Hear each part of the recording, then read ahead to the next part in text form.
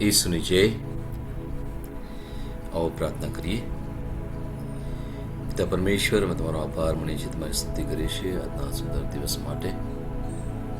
પ્રાર્થના કરીએ છીએ પ્રભુજી, આજના શનિવારના દિવસે પ્રભુજી તમે અમને અહીંયા ભેગા કર્યા છે. તમારી ઈચ્છા મુજબ પ્રભુજી આ પ્રાર્થના ચાલે. તમે જે ઈચ્છો છો પ્રભુજી એ પ્રમાણે અમે બોલીએ, વિચારીએ અને અમે કામ કરીએ પ્રભુજી. અમારી વિનંતીઓ અમે તમારી આગળ લઈ આવ્યા છે પ્રભુજી.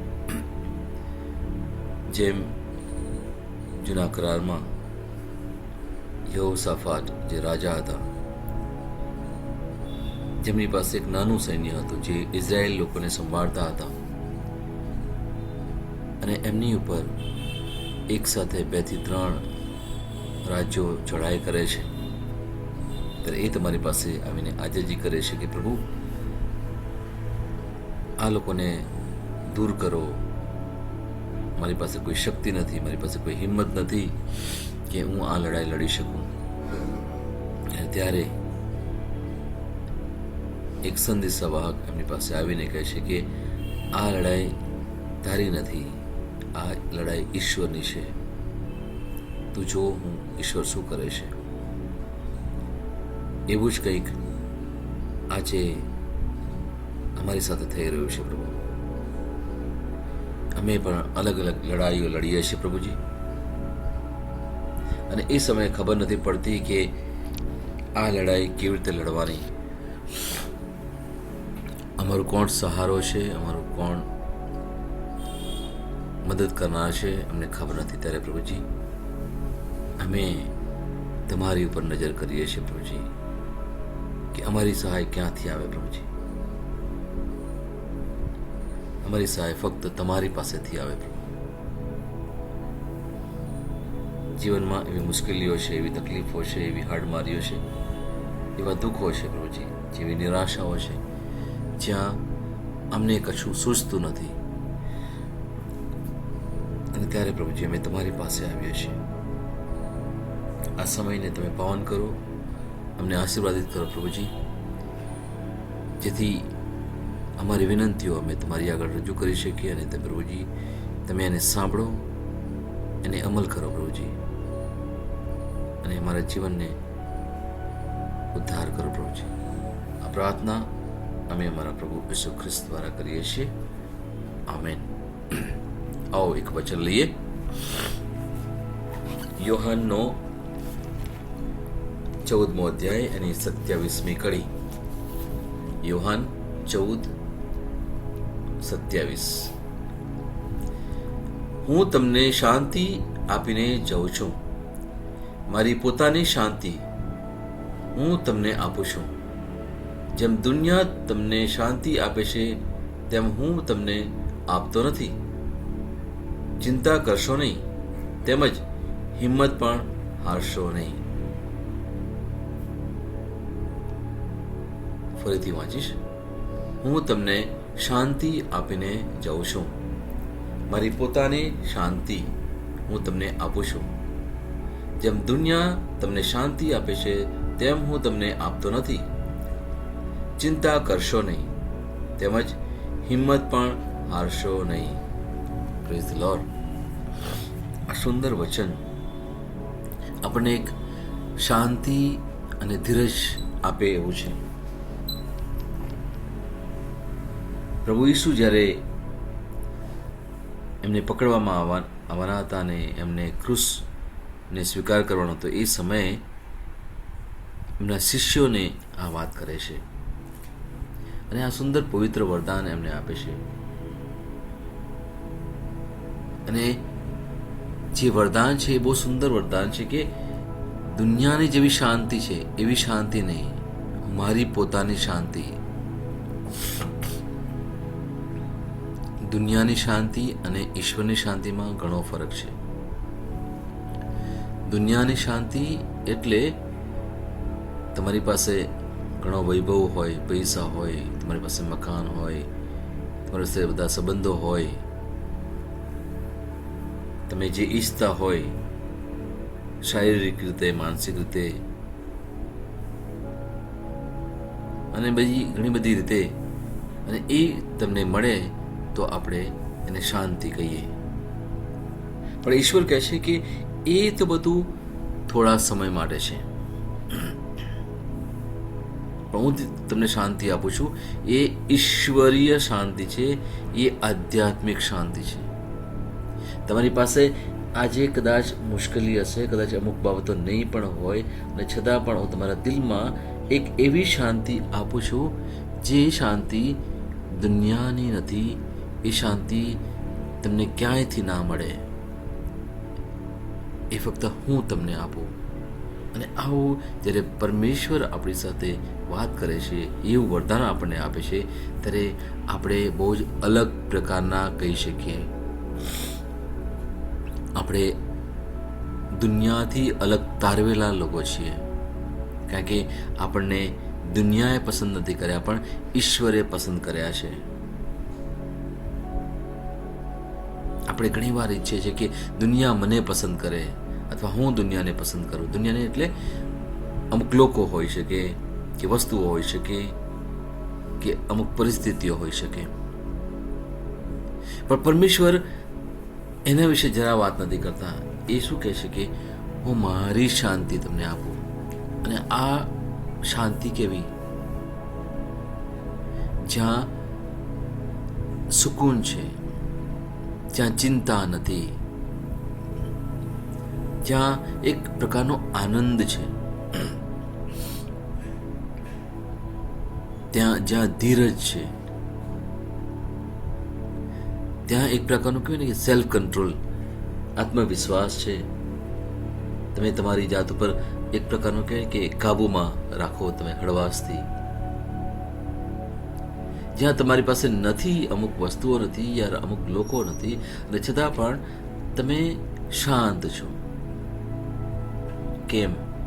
કે પ્રભુની શાંતિ તમારામાં છે. પ્રભુની શાંતિ, જ્યાં તમને બહુ ફરક નહીં પડે. કશો વાંધો નહીં, કશો વાંધો નહીં, નથી, no problem. I can still live at ease, at peace. આ શાંતિ ઈશ્વરની શાંતિ કહેવાય. આપણે નાસીપાસ નથી થતા, આપણે બે બકડા નથી થતા. આપણને ખબર છે આપણે કેવી પરિસ્થિતિમાંથી પસાર થઈ રહ્યા છે. આજુબાજુ કદાચ તોફાન ચાલી રહ્યું છે, મારી અંદર પણ તોફાન છે, પણ છતાં પણ ઈશ્વરની પાસે આપણે આજીજી કરીએ છીએ, ઈશ્વરની પાસે આપણે જઈએ છીએ, ત્યારે પરમેશ્વર કહે છે કે મારા દીકરા, મારી દીકરી, હું તને શાંતિ આપું છું, જે દુનિયાની શાંતિ નથી. અને આ જે શાંતિ છે એમાં પ્રભુ આપણને શું કહે છે? તું ચિંતા ના કરીશ, તેમજ હિંમત પણ હારીશ નહીં. મારા વાલાઓ, જ્યારે પરમેશ્વર પર આપણે પૂરેપૂરો ભરોસો રાખીએ છીએ, ત્યારે ચિંતા ના કરવાની હોય. અને જ્યારે ચિંતા આવે છે, જ્યારે કોઈ પણ પરિસ્થિતિને લઈને આપણે બે બાકડા થઈએ છીએ, when we are disturbed by the worldly things around us, somewhere we need to think, am I really truly aligned with the word of God or not? હું ખરેખર પ્રભુના વચન સાથે જો જોડેલો હોઉં તો ગમે તે પરિસ્થિતિ હોય મારી, હું શાંત રહીશ. હું અસ્વ્યસ્ત નહીં થઉં. કેમ? કે હું જે પરમેશ્વરમાં માનું છું એ સાચા પરમેશ્વર છે, એ જીવંત પરમેશ્વર છે. જેમ પ્રભુ પણ મારી ઉપર વિશ્વાસ મૂકે છે કે હા, મારા દીકરા, મારી દીકરી, મને ખાતરી છે કે તું મારામાં રહીશ અને હું તારામાં રહું છું. પરમેશ્વર સાથે એક થવાની અહીંયા વાત છે વાલાઓ. એટલું સહેલું નથી આ દુનિયામાં શાંતિથી જીવવું. ના, it is really so difficult. It's really so difficult for the times. અમુક સમયે જ્યારે વિચારોનું એટલું બધું વંડોળ ચાલે છે ત્યારે આપણે ખરેખર બહુ અસ્વસ્થ થઈ જઈએ છીએ, આપણે બહુ ચિંતિત થઈ જઈએ છીએ. આપણા શબ્દો અને આપણા વર્તન દ્વારા આપણે અશાંતિ બતાવીએ છીએ. અને એ સમયે પરમેશ્વર આપણી સાથે વાત કરે છે. પરમેશ્વરનો અવાજ બહુ શાંત છે વાલાઓ. એ ઘોંઘાટમાં કે તોફાનમાં પરમેશ્વરનો અવાજ ના સંભળાય. પરમેશ્વરને સાંભળવા હોય તો શાંત રહેવું પડે, આપણા મનને શાંત રાખવું પડે.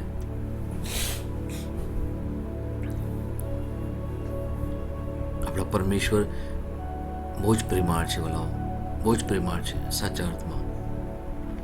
તમે ક્યાંક ને ક્યાંક એમના પ્રેમનો તો અનુભવ કર્યો જ હશે. અને એ પ્રેમમાં જ રહેવાનું એ આપણા માટે થોડું કઠિન થઈ જાય છે.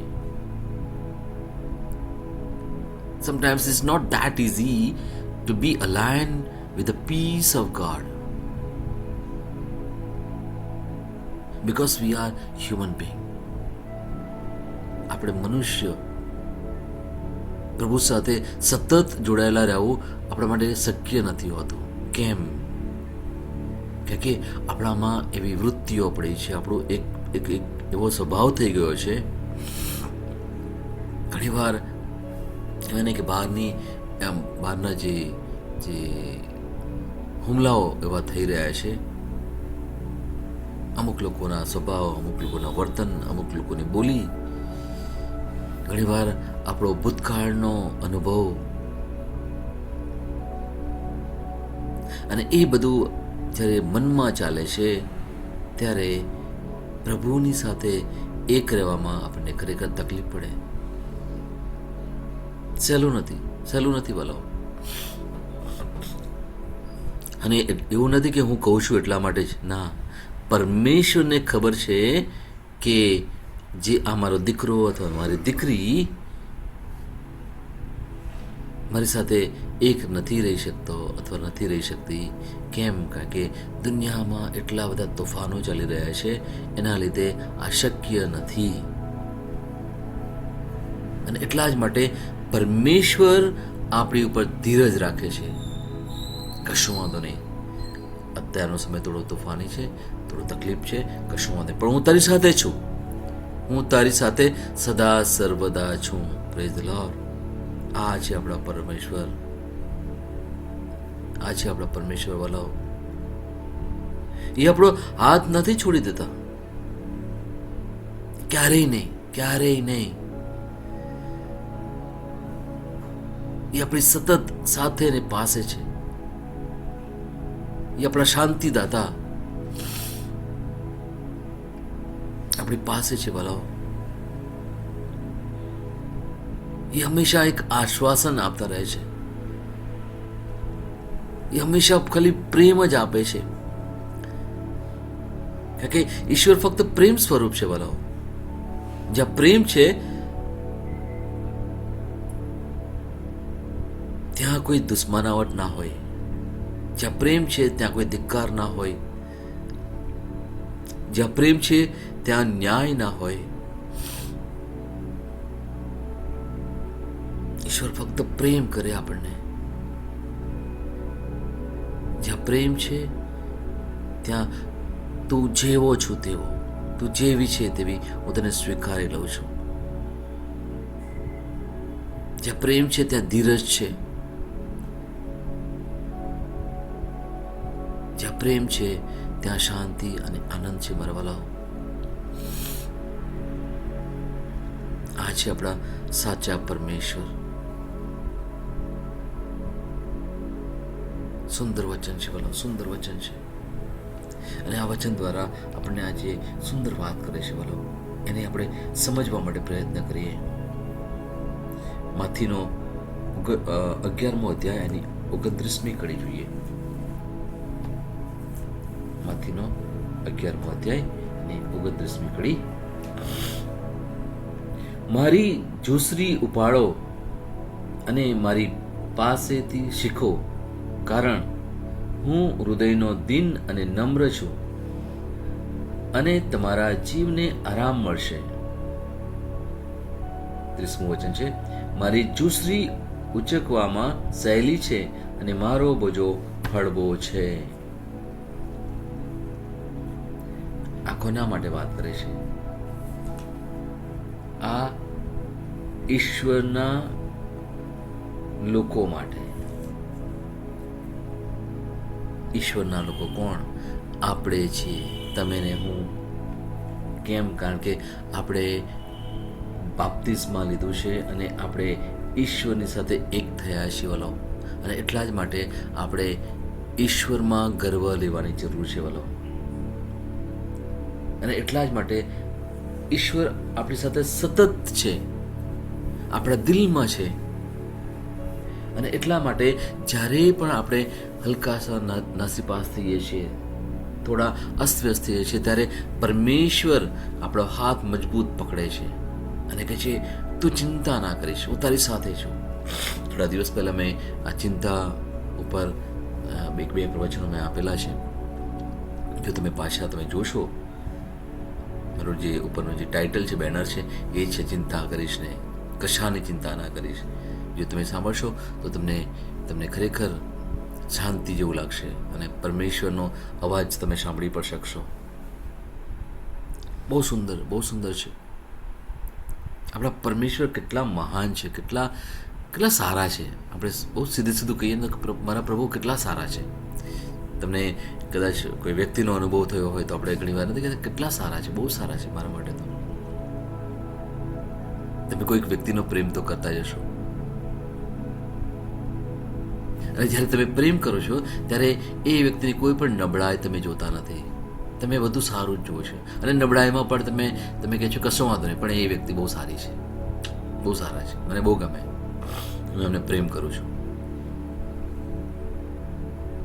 જો આપણા દિલમાં આ પ્રકારની લાગણી થતી હોય, આપણા આવા અનુભવો હોય, તો પરમેશ્વર તો કેટલા મહાન છે, કેટલા મહાન છે.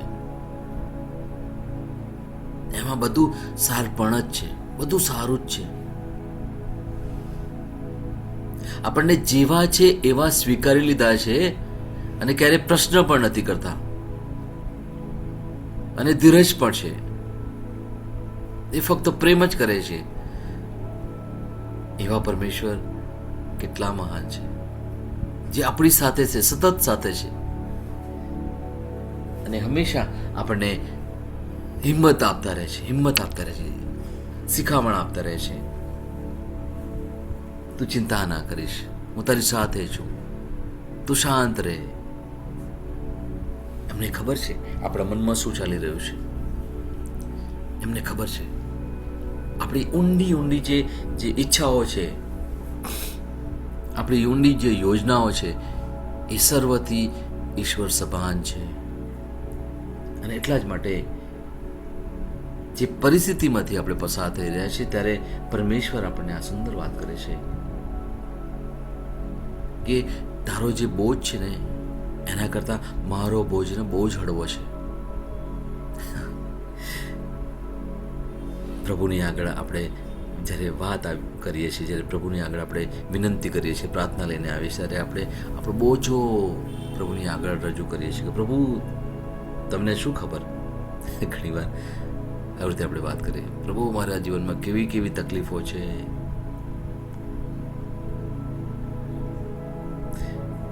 અને બધું આપણે રજૂ કરી દઈએ. અને પછી જ્યારે આપણે શાંત રહે ત્યારે પ્રભુ આપણે હળવા અવાજે વાત કરે છે કે બેટા, તું જે બોલ્યો અથવા તું જે બોલી ને, એ તો મને ખબર જ છે, પણ તું જે નહીં બોલ્યો અથવા નહીં બોલી, એની વાત પણ મને ખબર છે. અજવાળામાં તો આપણને બધું દેખાય, પણ આપણા પરમેશ્વર જે અંધારામાં જે છે એની પણ એમને જાણ છે. એટલા જ માટે જ્યારે પ્રાર્થના પણ આપણે કરીએ ત્યારે આપણે આપણી જાતને ઠાલવી દઈએ. We need to just surrender ourselves completely, Lord. This is the prayer that we can express before Lord. આપણી જે વૃત્તિઓ છે એ બધું આપણે ઠાલવી દઈએ. આપણા મનમાં જે કંઈ ચાલી રહ્યું છે બધું પ્રભુની આગળ રજૂ કરીએ. એવું નથી કે પ્રભુને નથી ખબર, પ્રભુને એક ચોક્કસ ખબર છે. અને છતાં પણ આપણે આપણા શબ્દોથી જ્યારે બોલીએ છીએ, મોઢાથી આપણે જ્યારે બોલીએ છીએ કે પ્રભુ આ છું, બસ હું આ છું, હું જે છું આ છું, ત્યારે આપણે શું બતાવીએ છીએ? આપણે આપણી નમ્રતા બતાવીએ છીએ. પ્રભુને નમ્ર લોકો બહુ જ ગમે છે. યાદ રાખજો, માથીનો 5મો અધ્યાય તમે જોશો, પ્રભુને નમ્ર લોકો ગમે છે. નમ્રતામાં આપણે શું કરીએ છીએ? આપણે આપણી જાતને ઠાલવી દઈએ છીએ પ્રભુની આગળ. આપણે બધું જ બોલી દઈએ છીએ. એવું નહીં ફક્ત બધું સારું છે, નહીં, જે સારું નથી મારામાં, જે મારામાં દુર્વૃત્તિઓ છે, જે મારામાં નબળાઈ છે, મારામાં જે પાપ છે, મારી ભૂલો છે, બધું જ આપણે પ્રભુની આગળ રજૂ કરી દઈએ છીએ. જ્યારે આ પ્રમાણે જે આપણે કરીએ છીએ ત્યારે પ્રભુ કહે છે કે હા મારા વાલા દીકરા, મારી દીકરી, તું મારી પાસે આવ, હું તને હિંમત આપું છું.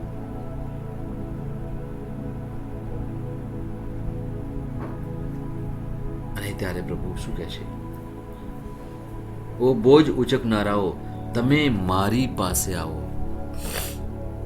આપણે ઘણા બધા બોજ લઈને ફરીએ છીએ વાલા, ત્યારે પ્રભુ કહે છે તમે મારી પાસે આવો. તમે ક્યાંય કોઈની પાસેથી અપેક્ષા ના રાખશો. દુનિયામાં કોઈ વ્યક્તિ એવી નથી જે તમારી બધી અપેક્ષા પૂરી કરી શકે. ના, પ્રયત્ન કર્યા, આપણે ઘણા પ્રયત્ન કર્યા, શું મળ્યું? આખરે શું મળ્યું? બોલાવો. અમુક વાર હું એક બે વ્યક્તિ સાથે વાત કરું ત્યારે બહુ જ કે ને બહુ દમ પછાડા કરી રહ્યા. પછી મેં કહ્યું કે શું ઉખાડી લીધું એમ. શબ્દ યોગ્ય તો નથી લાગતો, પણ ઘણી વાર આપણે દુનિયાની સામે લડાઈ કરવા માટે પ્રયત્ન કરીએ છીએ. દુનિયાની વ્યક્તિઓ સાથે આપણે લડાઈ કરવા પ્રયત્ન કરીએ છીએ. પણ જો તમે સમજો તો તમને ખબર પડશે કે આપણી જે લડાઈ છે એ આપણે કોઈ વ્યક્તિ સાથેની લડાઈ નથી. આપણી જે લડાઈ છે, આપણું જે યુદ્ધ છે એ શૈતાન સાથે છે. એફેસસનો 6 અધ્યાય એની 12મી કડી તમે વાંચશો તો તમને ખબર પડશે. વાલાઓ, તમને વાત કરું છું, ચલો હું એ વાંચું અને એને સમજવા થોડો પ્રયત્ન કરીએ.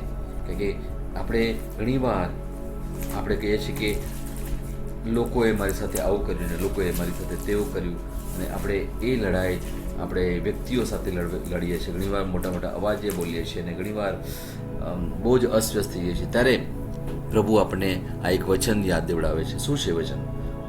એફેસસનો 6 અધ્યાયની 12મી કડીમાં કહે છે, કારણ આપણે માનવજાત સામે લડાઈ કરતા નથી, પણ સ્વર્ગીય ક્ષેત્રમાં જે દુષ્ટ આત્મિક સત્તાઓ છે અને અધિકારીઓ, અધિપતિઓ અને અંધકારની શક્તિઓ છે તેમની સામે લડીએ છીએ.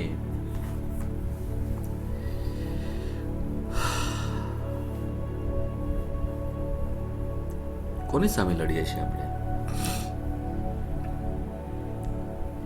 કોને આપણે ગમે તેવું બોલીએ છીએ, ગમે તેવું કેવું વર્તન કરીએ છીએ? વ્યક્તિઓ સાથે?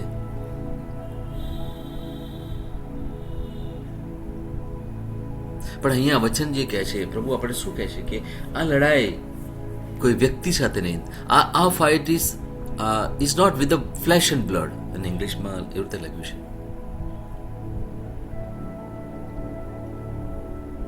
આ જો સમજી લઈશું ને તો આજથી આપણે ખરેખર બહુ શાંત રહીશું. આટલું સમજવાની બહુ જરૂર છે. આપણું રોજિંદુ જે મુશ્કેલીઓ છે, જે હાડમારીઓ છે, જે પરિસ્થિતિમાંથી આપણે પસાર થઈ રહ્યા છે ને, એ કોઈ પરિસ્થિતિ, કોઈ દુનિયાવી પરિસ્થિતિ સાથે નથી, આપણે શૈતાન સાથે સીધે સીધું યુદ્ધ લડીએ છીએ એકચ્યુઅલી. અને ત્યારે શું કરવાનું છે એમાં તમે જો આગળ વાંચશો 13, 14 અને 15મો અધ્યાય, 16, 17 એ આખું તમે વાંચશો ને તો તમને ખબર પડશે.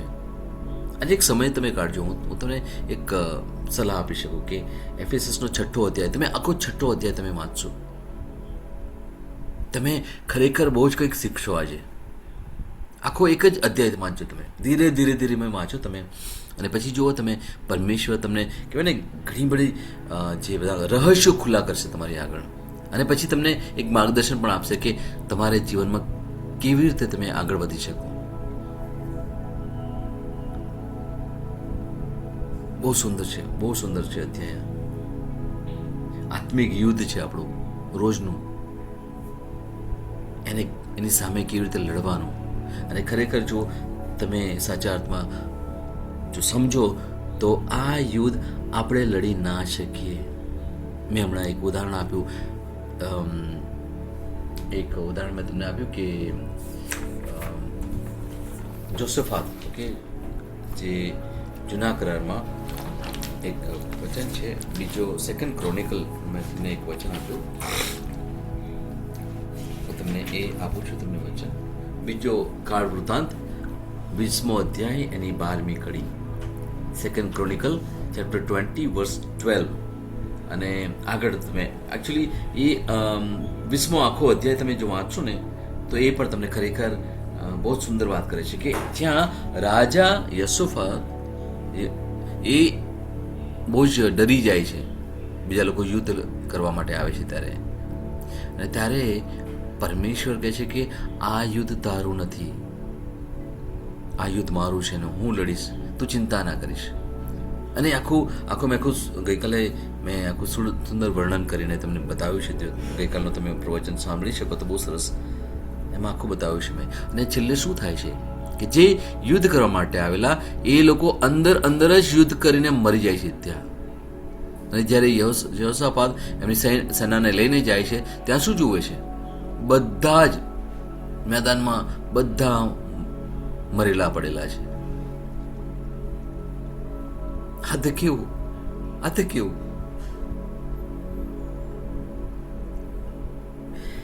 આના દ્વારા પ્રભુ આપણને કંઈક શીખવાડવા માંગે છે. બોલો, આજે આપણે આ સુંદર વચન વાંચીએ. શનિવારનો સમય છે, આવતીકાલે રવિવારે પણ છે, અને થોડો સમય કાઢીએ, કારણ કે વચન દ્વારા આપણને પરમેશ્વર ખરેખર બતાવે છે કે તું મારામાં અને હું તારામાં છું, તું ચિંતા ના કરીશ, હું તને સાચી શાંતિ આપનાર છું. Praise the lord.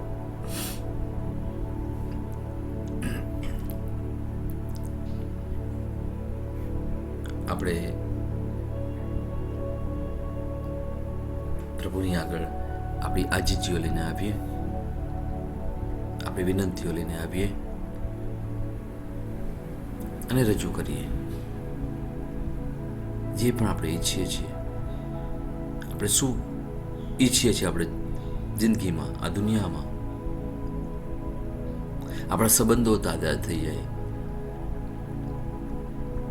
જેની સાથે આપણો કંઈક સારો નથી એમની સાથે આપણો સારો થઈ જાય. આપણા મન અને શરીર ને પ્રભુની આગળ રજૂ કરીએ.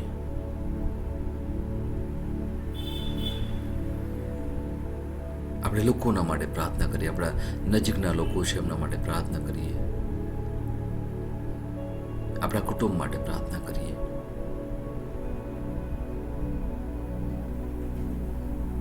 બીજા જે લોકો અલગ અલગ વિટંબણામાંથી પસાર થઈ રહ્યા છે એમના માટે પ્રાર્થના કરીએ. ઘણીવાર જ્યારે આપણે બીજાના માટે પ્રાર્થના કરીએ છીએ ત્યારે પરમેશ્વર આપણી મુશ્કેલીઓ દૂર કરે છે, કારણ કે આપણે એટલા સ્વાર્થી નથી રહેતા કે હું ફક્ત મારા માટે જ પ્રાર્થના કરું, પણ આપણે ઘણીવાર બીજાના લોકોને માટે પ્રાર્થના કરીએ છીએ ત્યારે પરમેશ્વર એ જુએ છે. આપણે કોઈના માટે 2 ડગલા એમની સાથે ચાલીએ, કોઈના માટે આપણે કંઈક કરીએ છીએ. મારી પાસે થોડું છે પણ હું થોડામાંથી પણ થોડું કોઈને આપું છું,